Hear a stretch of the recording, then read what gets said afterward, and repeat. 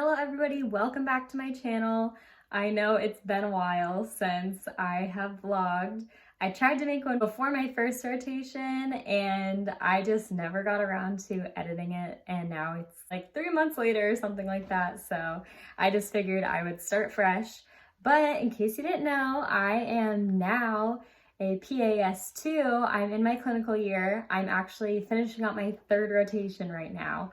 So I had rotation in outpatient internal medicine, radiation oncology, and I'm finishing up my surgery rotation right now.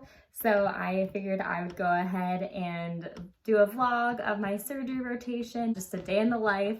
And then I'm also going to do a little bit of a Q&A at the end. I hope that you enjoy.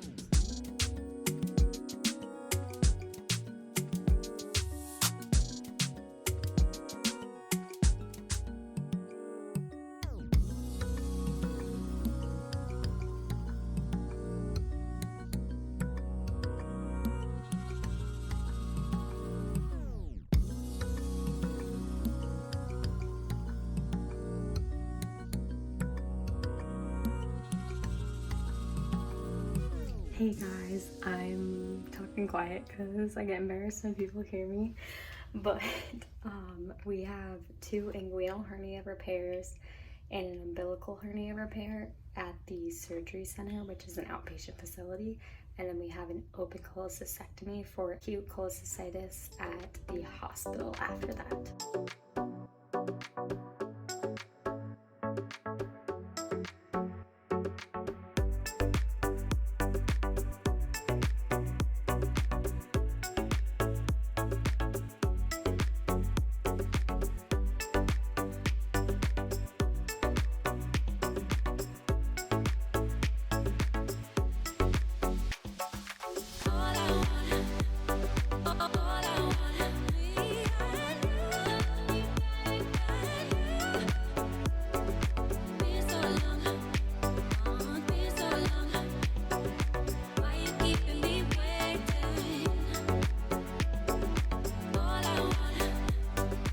We just did our umbilical hernia. Now we have 2 more inguinal hernias. Then we'll go over to the hospital. All right, so I just ate lunch. We finished our 2 inguinal hernias, got to close, so that was good. Now I'm just chilling in my car for a little bit before I go over to the hospital, just because I needed to put some stuff in here anyway, so just relaxing for a minute pretty much. The gallbladder that we're going to do, he has a drainage tube right now coming out of it, and he was supposed to get it out next week, but he came into the ER a couple days ago complaining of pain and everything, so he just got cardiac clearance to get surgery today, and now we're gonna go in, get out the gallbladder. That he's gonna do it open because it's infected, and he said probably gangrenous and possibly perforated, so he said it's gonna be a nasty one, so we'll see.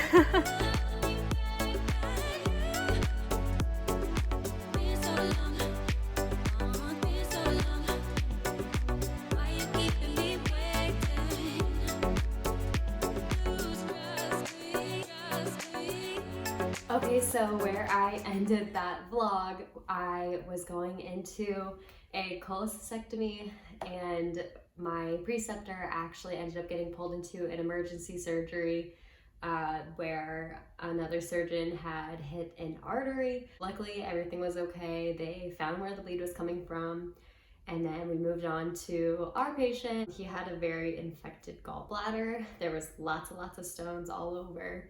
So between the two of those things, that just took a while, and by the time that I got home, I was just exhausted, and I forgot to pick up the camera. So that is what ended up happening at the rest of that day. But now I'm going to go ahead and do a short little Q&A. I asked everybody on Instagram what questions they had about my surgery rotation, so that way I can let you guys know.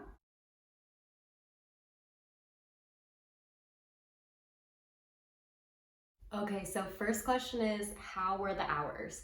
So this can definitely vary surgery rotation to surgery rotation. I actually had two different preceptors. With my first preceptor, she didn't usually get there until 7:38, so I would go in and round on the patients in the hospital on my own beforehand. So I usually would get there about 6:30, so that way I could look at their charts and go see them and everything. And then we would usually get done. That varied a lot every day, usually by 1, 2, sometimes earlier. One time we stayed until 10 p.m. because it was just one of those days that nothing went right for us. But then with my second preceptor, we got there at 5:30 a.m. to round. And then he was done anywhere from noon to 2, 3, unless he had a long surgery that day or something. But none of the days that I was with him ended up being a really long day. So the hours weren't too bad. They weren't too long. It's just really early. So I had to wake up really early and go to bed really early, which was a huge adjustment for me because normally I go to sleep at like midnight on a normal night if I'm just going to sleep when I'm tired. So switching to going to bed earlier was definitely a challenge for me, but I definitely adjusted quicker than I thought I would. Next question is, did I ever get queasy or almost pass out during a procedure? I was kind of nervous that that would happen. I've never had that experience before, but I've never seen surgery before my surgery rotation. So I was a little bit nervous that something would make me feel nauseous or feel like I'm gonna pass out. But the only time that I really felt like I could potentially pass out was during one surgery, and it was actually not a crazy surgery. It just stunk really bad, and I was holding up a retractor up here very high, and I was kind of squatting down in the position that I was in. So it was just a really awkward position. I was getting hot. It stunk really bad, so every time I breathed. So it wasn't necessarily what I was seeing or anything. It was just physical exhaustion combined with not being able to get fresh air. So that was really the only time that that really affected me, but that I would not recommend being in that position that I was in. Okay, the next question is, did I get pimped a lot? And with my first preceptor, she did not pimp me at all. For those that don't know, pimping is whenever your preceptor asks you medical questions to try to get you to see if you can answer them, pretty much. But my second preceptor, he loved to ask me every question that he could think of, and 99% of the time it was on things that I have never even heard of, like things that I could only find when I searched it on rarediseases.com, such as what's it called whenever the colon is between the liver and the diaphragm.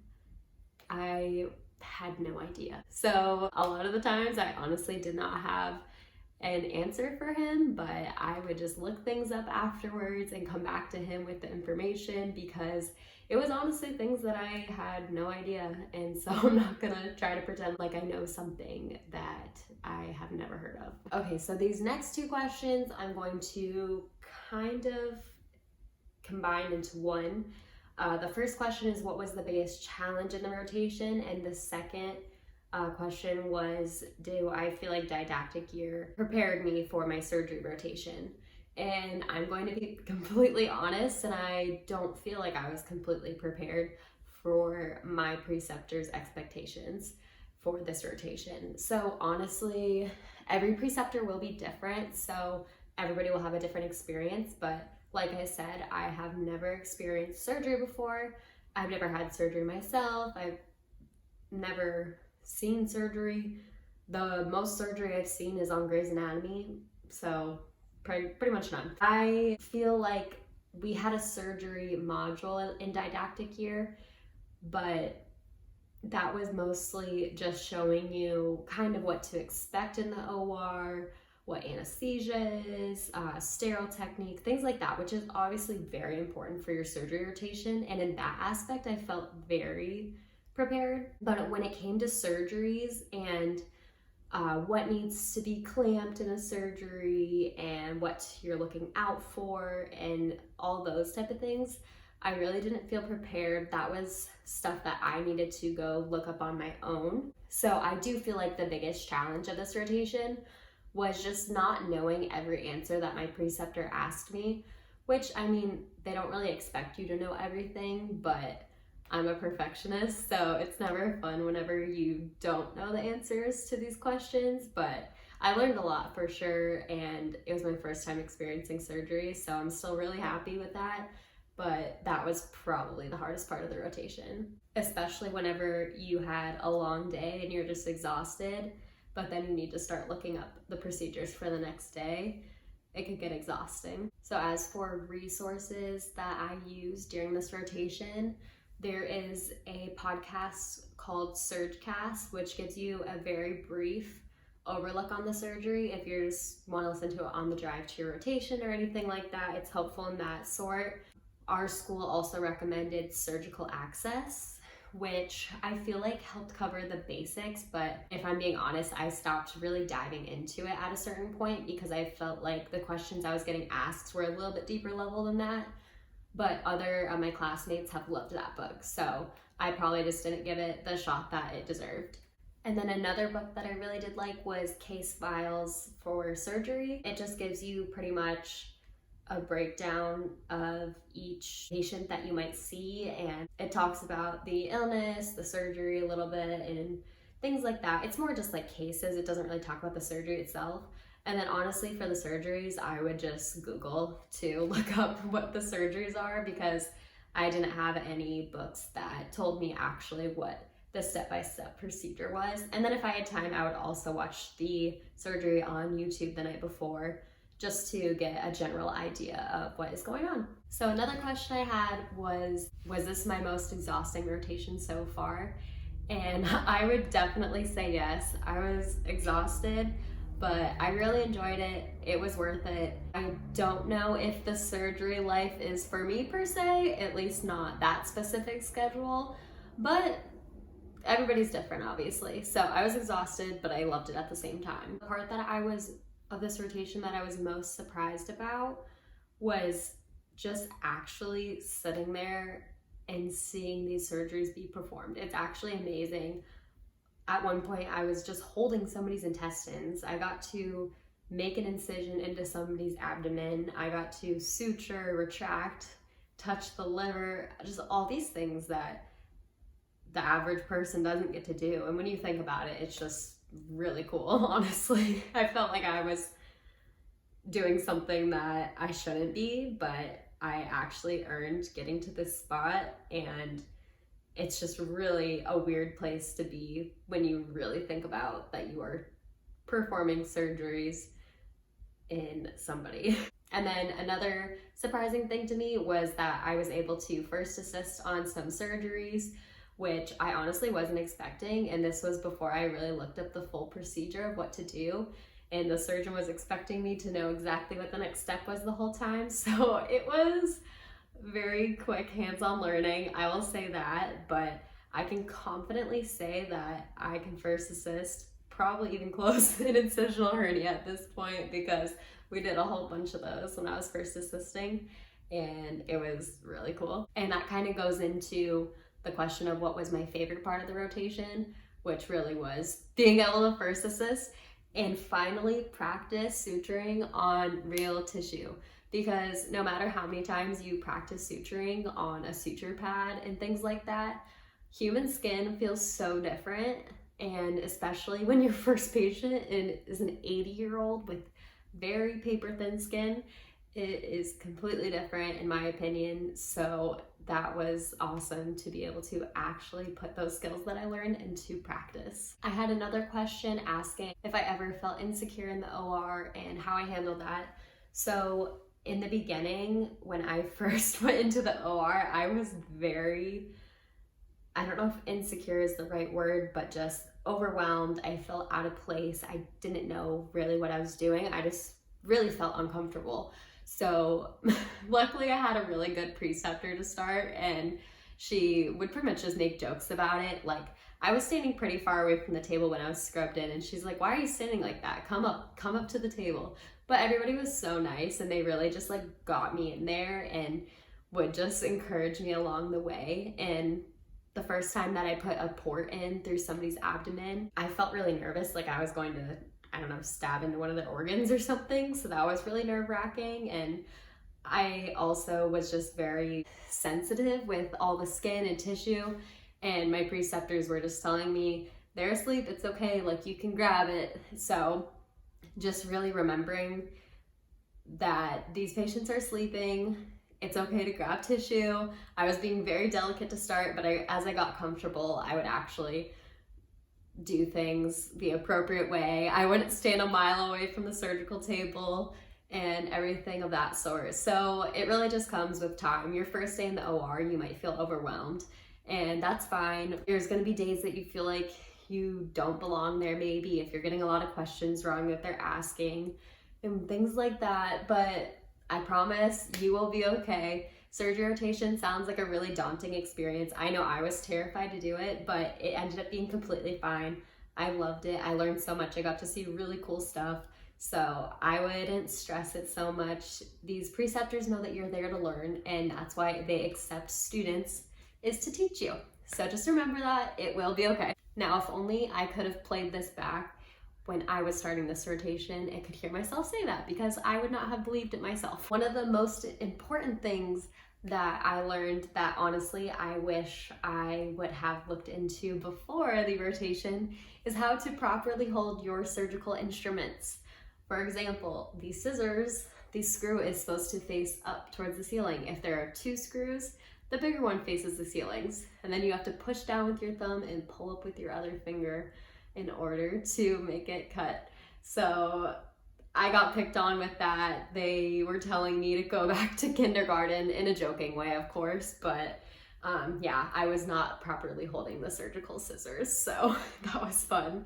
So that goes for all of your tools that you will be holding often. The scissors, pickups. I'll put up a picture on the screen of the instruments that you should probably know how to hold properly, so that way they don't have to correct you. The next question I got was, what did I bring on my rotation, such as food, resources, etc. So we'll start with the most important one, food. I brought a giant bottle of water. I can just throw in my backpack, have a whole bunch of water that's cold all day. I would make sure to bring something like a Cliff Bar, so that way if I don't really have time between surgeries, I can run in and take a few bites of that, or try to eat the whole thing real quick, so that way I won't be so hungry during these surgeries. And then I obviously packed my lunch in a lunchbox, so that way I can make sure I have food if I do have time to eat or if the day runs long. And then I would also try to bring, obviously, my coffee in the morning. And then if I could, I would bring a Celsius or some other energy drink in case I felt like my energy was running low and the day was running long. So I didn't always have to drink another energy drink or anything, but it was definitely helpful on the day that we were there until 10 p.m. For resources, I brought my pocket pimped surgery book, but I actually kind of completely forgot that I had it, and I only looked at it a couple times in the beginning of the rotation, and then it got lost in my backpack and I completely forgot about it, if I'm being honest. But a lot of people find that helpful to look at before specific surgery, because then the questions that you get potentially pimped on could be in that book. But my preceptor asked questions that were not in that book, so I think that's why I stopped using it. And then for the rest of my books, I just have them all downloaded on my iPad. So I would bring my iPad, my Apple Pencils, that way I could just read along there, and that made it a lot easier for me to not have to carry around a bunch of books. And then I would have a little notepad so that I could just jot things down, like what patients I'm seeing, if I don't have my iPad with me, so that way I can log them for my case logs later on, because at my program we have to document each of our patients online to show that we are seeing patients. As for surgery type supplies, I would always have a hair tie. I borrowed a classmate's surgical cap, so that way I didn't have to wear the lunch lady hairnet, which is obviously completely fine to do, but she offered, so I was definitely gonna take that opportunity to look a little cuter. And then you can either use hospital's eye protection, or you can use glasses, or reusable eye protection. I brought compression socks that I got off of Amazon. I will link them below. And then I wore my tennis shoes. I wore these ones here. They're nothing fancy. That's just what I had. So I didn't feel like buying a new pair. I was debating it for a while, but I ended up just seeing if those would be okay, and they ended up being fine. And then I also would bring a pair of biker shorts to wear underneath the scrubs, because number one, it's usually freezing in the OR, and number two, I just had this fear that my pants would fall down or something, so I just always wore them to be safe. And even if you have an office day or something like that, make sure you always have a pair of tennis shoes in your car, because there was one day, insert picture here, that I forgot my tennis shoes on an office day, and they added on an emergency surgery, so I had to do the surgery in my flats, which was very, very uncomfortable. Any shoe is better than flats for surgery.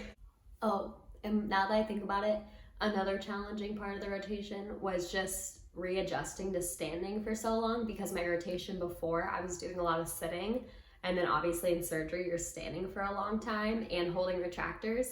So like the first week or two, honestly, I felt a little sore, but I got used to it pretty quickly. But don't be surprised if your body is a little sore when you first start, because it's an adjustment. Okay, so I think I answered all of the questions that were asked. Let me know if you have any more questions about the surgery rotation in the comments below, or you can always message me on Instagram at myway_2pa. I hope that you guys enjoyed this video. Sorry that it's been so long since I posted, but I hope that you guys enjoyed it, and I hope to be back very soon to show you guys my next rotation.